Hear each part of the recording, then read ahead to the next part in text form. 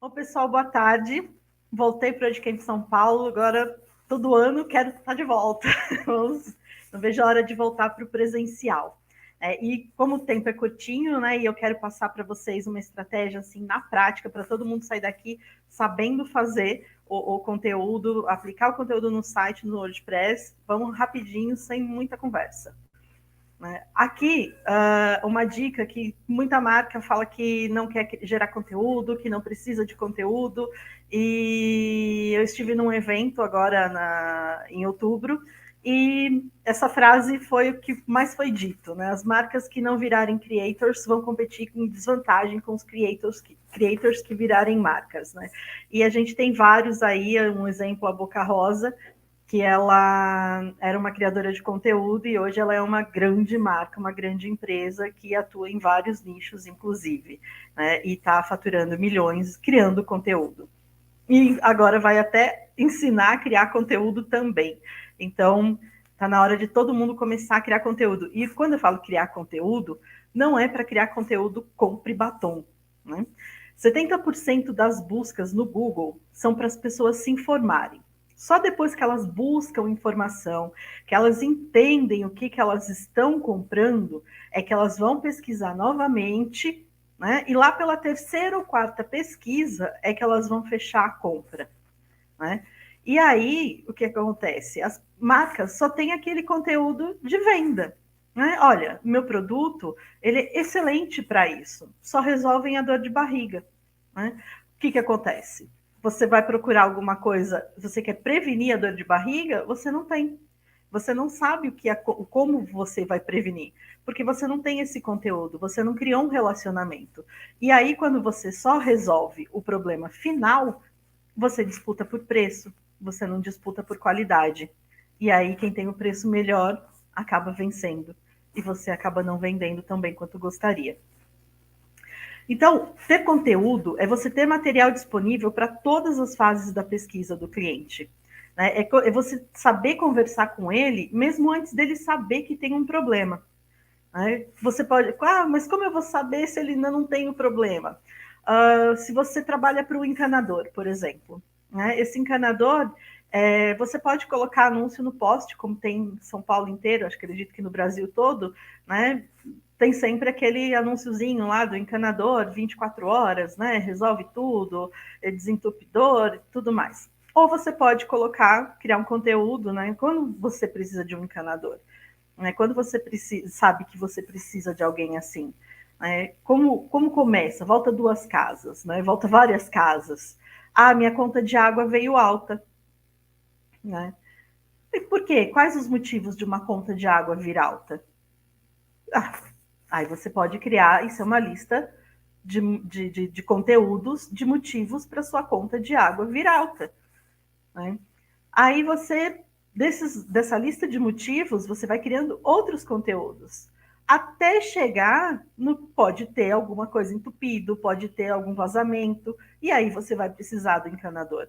Então, se você já ajudou o cliente, o seu público, lá atrás, a entender por que a conta de água dele estava vindo alta, com certeza ele vai comprar de você. Ele vai confiar mais em você do que aquele que está só lá. Contrate um encanador.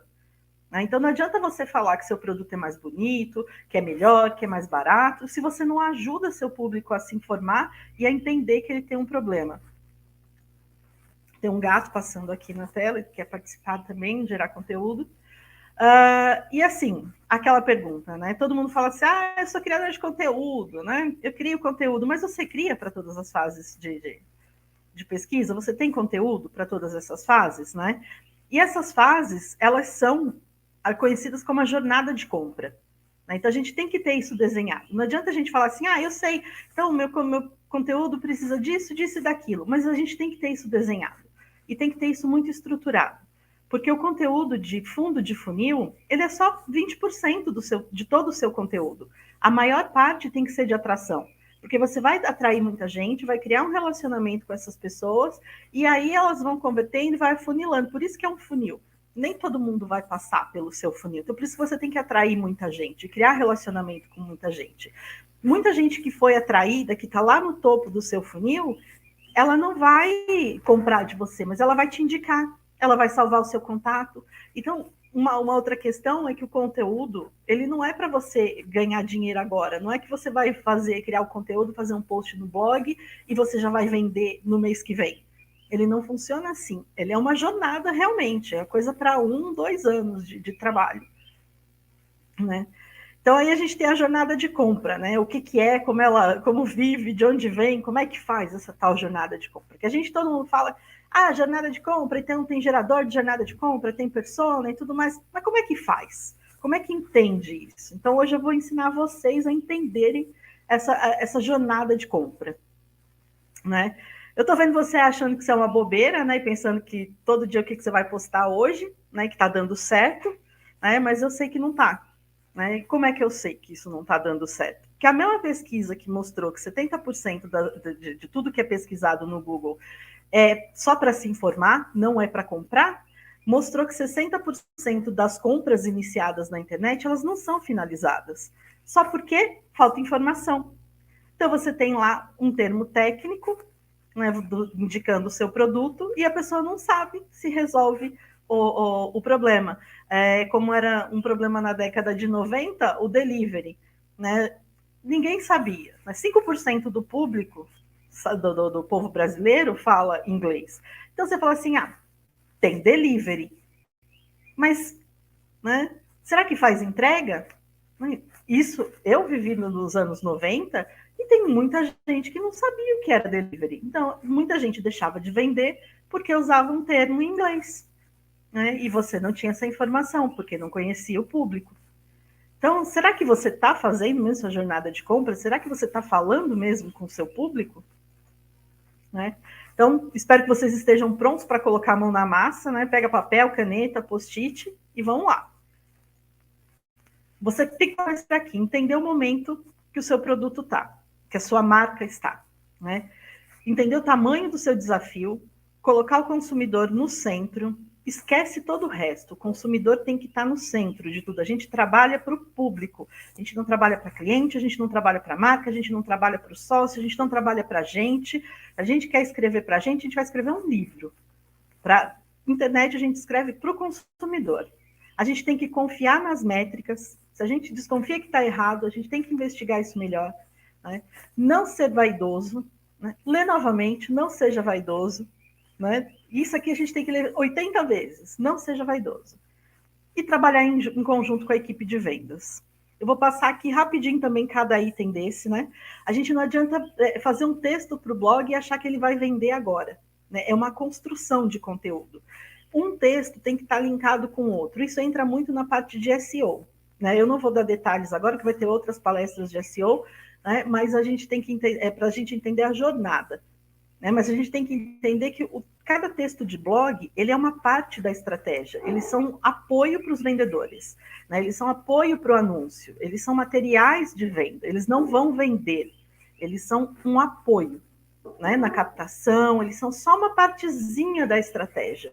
Eles não são um vendedor, eles não vão resolver todo o problema. Né? Então, se você precisa limpar um estoque em uma semana, não é texto de blog que você precisa.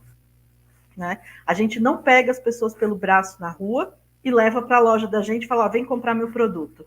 Então, na internet também não é assim. Então, o tamanho do desafio.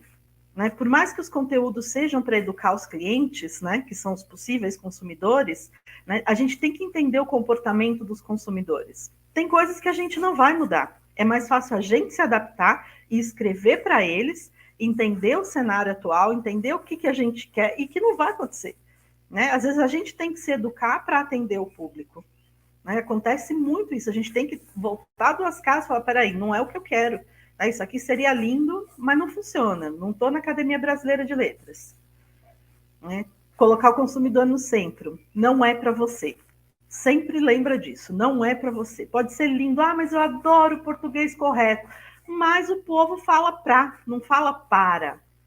Né? A gente tem que... A conversa... Muita gente pergunta, Sandra, o que é copy? Copy é conversar, gente. É você entender a conversa do outro. É saber a linguagem, é se aproximar na linguagem do outro, entender a conversa do outro. Aí não adianta eu escrever aqui tudo bonito, toda uma linguagem rebuscada e o outro tá lá. Hã? O que foi? Então a gente tem que entender que o consumidor, ele que manda, ele que tem o dinheiro. Se você quer o dinheiro dele, converse com ele, cria relacionamento com ele. Não adianta. Se não está convertendo, é porque você está falando errado. Confia nas métricas. Todo mundo é apaixonado pelo ROI. Né? Mas o ROI, ele é só uma das métricas. A gente tem métricas, né, que fazem sentido para a estratégia. Então, o texto de blog não vai mexer no ROI. Se você pega um cliente que vai falar para você, vamos olhar o ROI no mês que vem, esquece. Já abandona, porque não vai funcionar. Ou esse cliente entende que tem outras métricas para serem avaliadas, ou não adianta. E a gente tem que entender o que essas outras métricas estão dizendo para a gente. A gente tem que saber ler esses números. Não adianta falar, que o pessoal de BI. A gente também tem que entender o que esses números querem dizer. Não dá para deixar abandonado. Não é só escrever o texto, jogar lá e adeus. Não seja vaidoso, né? Porque se você tem uma refação, se alguém falou, tem que refazer, tá ruim esse texto, não tá vendendo, não tá funcionando, não é que você não sabe escrever. Né? É que a gente vive em bolhas e a gente tem que sair dessas bolhas e entender, levantar hipótese, é todo o universo de UX, né, que a gente fala, entender por que não está funcionando.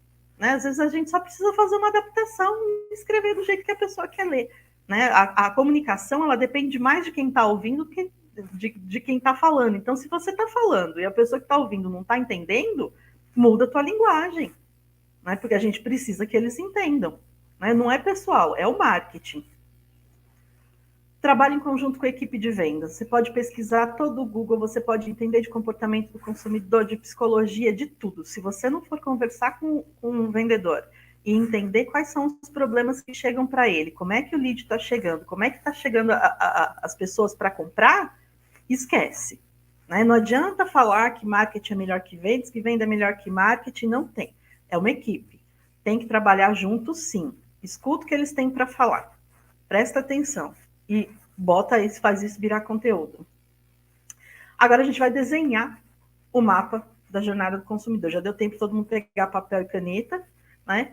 Já deu para a gente conseguir estruturar isso, né? E como todo mapa do tesouro, a gente começa pelo tesouro, que é o produto, né?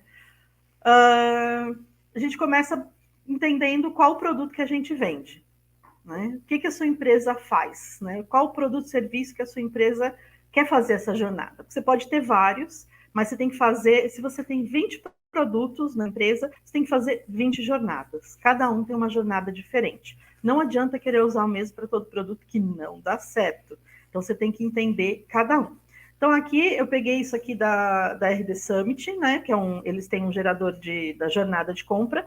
Mas como eu vejo que muita gente tem dificuldade, então eu destrinchei, peguei aqui, coloquei para a gente entender, coloquei um exemplo bem simples para ficar claro para todo mundo. Brusinha preta plus size. Todo mundo já comprou uma camiseta preta, todo mundo já comprou uma brusinha preta, ou qualquer cor, né? Uma camiseta. Né? Eu coloquei aqui para ficar mais nichado possível, para vocês verem que, mesmo que seja um produto muito nichado, o conteúdo pode ajudar na venda. Né? Então, assim, uma blusinha preta plus size não é todo mundo que precisa. Né? Uma camiseta preta podia ter um mercado muito grande. Né? Agora aqui já é diferente. Então, vamos supor que a gente vai construir uma jornada de compra para uma blusinha preta, plus size. Para o seu cliente, né? Qual a principal solução ou benefício que a blusinha preta traz? Né? Ela traz mais estilo, praticidade todos os dias. Né? Porque a pessoa gosta de blusinha preta, então o cliente está vendendo, estou vendendo estilo e praticidade todo dia. Porque você de preto está sempre bem vestido, porque você está mais estiloso, porque é mais prático, você. Pronto, pegou. Esse é o slogan da marca. É isso que o seu cliente falou. Eu estou vendendo estilo e praticidade. Então, botou aqui. Aí você vai pegar 3 palavras-chave que podem ser usadas como isca para chamar a atenção dos visitantes. Né? Que é sobre a solução, mais estilo e praticidade. Então, aqui Então, a gente tem modelagem exclusiva, não precisa passar, não faz bolinha. Né? São características do tecido, da peça, da blusinha. Então, ela foi feita por um estilista, né? Uma modelagem exclusiva, que é personalizado, não precisa passar, você tirou do varal, colocou no armário, você vai usar, tá boa, e ela não faz bolinhas, você pode lavar na máquina. O problema, a solução da resposta da pergunta 2 resolve. A pergunta 2 era estilo e praticidade. Né? A resposta da pergunta 2 era estilo e praticidade. Então, a gente vem aqui. Você, com mais estilo, você fica mais confiante. E praticidade significa que você tem mais tempo para se preocupar com o que importa. Né? Isso aqui a gente vai pesquisando, vai entendendo através da persona. A gente chega, isso aqui não são as vozes da minha cabeça, tudo isso aqui foram tirados de pesquisas, né? Então foi constatado que as mulheres, quando elas se sentem mais estilosas, elas se sentem mais confiantes, né? E geralmente com roupa preta, elas também se sentem mais confiantes. E também quando elas têm elas já sabem o que elas vão vestir, que elas sabem que é uma roupa que vai vestir elas bem em qualquer situação, elas sabem que aquilo é mais prático para reunião de trabalho, que pode buscar o filho na escola e tudo mais, elas sabem que aquilo, elas vão ter mais tempo para se preocupar com outras coisas. Né? Então, aqui, mais estilo e praticidade leva você a ser uma pessoa mais confiante, com mais tempo para se preocupar com o que importa. Agora você vai listar 3 problemas gerados, né? Até 3 problemas, você pode listar mais problemas, né? Gerados pela resposta da pergunta 4, que era essa, você confiante com mais tempo. Se você não está confiante, se você não tem tempo, que problemas você pode ter, né? Então, se eu não estou confiante, né? Se eu não tenho tempo, eu fico horas em frente ao guarda-roupa sem saber o que eu vou vestir. Né? Eu pago caro em peças que não me vestem bem, porque eu fico comprando o que qualquer um fala, isso aqui está na moda, isso aqui está todo mundo usando, eu não estou bem comigo mesmo, então eu compro só para ficar na moda. Né? Passar roupa é uma coisa do passado, eu perco horas passando roupa, né? É uma coisa que me deixa perder tempo. Às vezes está todo mundo querendo se divertir, eu estou passando roupa, eu deixo de assistir um filme para passar roupa. Então, são problemas que geram, né, você não ter tempo, você não estar tão confiante. Aqui só 3 problemas, a gente pode citar muitos outros. Né? Se vocês prestarem atenção, a gente meio que formou um funil, tá vendo na tela? Ele meio que formou já um funil. Se a gente inverter isso aqui, ele já é um funil de conteúdo. Você já tem os temas para você trabalhar nos seus conteúdos no site. E agora o que fazer com essas respostas? Né? Você tem um monte de resposta solta, e aí você vai organizar isso em frases com como fazer isso, quando acontece aquilo, onde utilizar tal informação, por que acontece isso, aprenda com. Né? Você vai usando essas palavras que são o que as pessoas procuram. Quando você vai fazer uma busca no Google, Google, como faz isso? Google, quando acontece aquilo? Google, onde tem isso? Não é assim que a gente faz a pergunta? É assim que a gente tem que criar textos. Até porque a gente faz muita pesquisa já por voz, né? No Google e em outros aplicativos, e a gente pergunta desse jeito. Então, a gente tem que ter a resposta desse jeito. A gente se prepara não só para pesquisa digitada, de texto, como a pesquisa por voz. E assim, né? Também não é tão fácil assim, né? Lembra que a primeira pergunta foi o produto? Então, ela é o fundo do funil. O que significa que você deve produzir uma menor quantidade de conteúdo com essa palavra-chave brusinha preta plus size. Da mesma forma, as palavras-chave, as respostas das perguntas 4 e 5, elas são topo de funil. Né? Elas vão atrair mais gente. E elas devem ter um maior volume de conteúdo, né? Pois eles são conteúdo de atração. E cada resposta, né, ela é considerada uma palavra-chave. Então, a palavra-chave ela não precisa ser só uma palavra, ela pode ser uma frase-chave. Então, quanto mais extensa, a gente de cauda longa, que vai ser mais nichado e vai atrair o público mais específico, mais certo para a nossa compra. Então, assim, quanto mais extensa, ela é mais nichada. É uma coisa você pesquisar tênis no Google. Se você pesquisa tênis, vai vir 10 milhões de respostas. Agora, se você pesquisa tênis branco Adidas, sei lá, vai vir, né? Tênis branco de couro, tênis branco impermeável, já vai nichando mais, já vai mostrando, você já elimina várias outras pesquisas. Então, você vai conseguir chegar mais no produto que você está precisando. Então, pensa nisso quando você for escrever o seu conteúdo também. A gente tem toda a segmentação de anúncio e tudo mais, mas o seu conteúdo já pode ajudar a segmentar pela pesquisa também. Bom, então agora é a hora da verdade. Vocês têm 1 minuto para escrever um tema de cada fase do funil, né? Eu vou mostrar aqui alguns temas que eu escrevi, né, da blusinha preta. Eu não tenho nenhum cliente de blusinha preta, então eu tive que criar para vocês aqui, mas é um exemplo que vocês podem utilizar, né, para criar o tema de vocês. Aí vocês vão pegar o produto de vocês e vão organizar, vão fazer os temas, os textos, que são as pautas, né, que a gente fala. Vai organizar o calendário de postagem. Como organizar o guarda-roupa para não ficar horas escolhendo o que vestir? Pesquisas revelam que você passa cerca de 2 semanas por ano passando roupa e gasta o equivalente a uma viagem para Maldivas. Já pensou? Ninguém mais vai querer passar roupa. Tem cerca de R$2.000 parados dentro do seu guarda-roupa. Como se vestir bem para uma reunião de trabalho, mesmo usando transporte público? Eu não sei onde vocês estão no Brasil, mas quem está em São Paulo sofre. Mais conforto no seu home office sem ficar de pijama o dia todo. Como combinar pijamas com brusinhas para reuniões de home office? Cansada de ter que lavar roupas na mão para não fazer bolinha? Confira os melhores tecidos. Nunca mais passe roupa.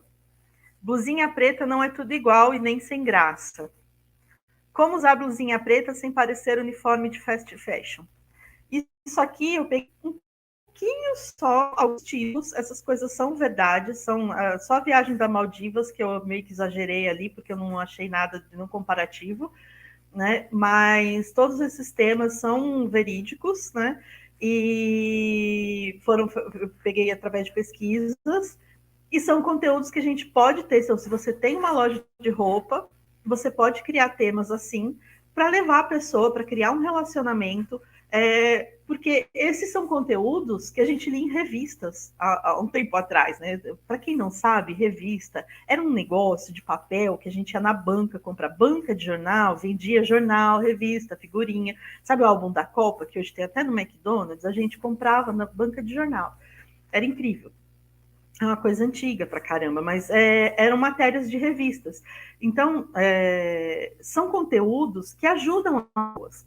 Então, você olhar que tem dinheiro parado dentro do seu guarda-roupa porque você gastou demais comprando roupa que você nem precisa, porque você foi influenciado, que você não sabe o que fica bem em você, você ajudar a pessoa a encontrar o estilo dela, tudo, ela vai confiar em você. É lógico que tudo isso tem que ser pesquisado, tem que ter um profissional ali por trás, e geralmente tem um estilista, uma confecção tem uma pessoa por trás que vai te aconselhar, vai te ensinar a escrever sobre isso, né? Que a gente também não é profissional em tudo, mas a gente vai criar esses conteúdos sempre baseados na realidade. A gente não pode mentir também, enganar a pessoa, né? Tem que ser tudo verídico.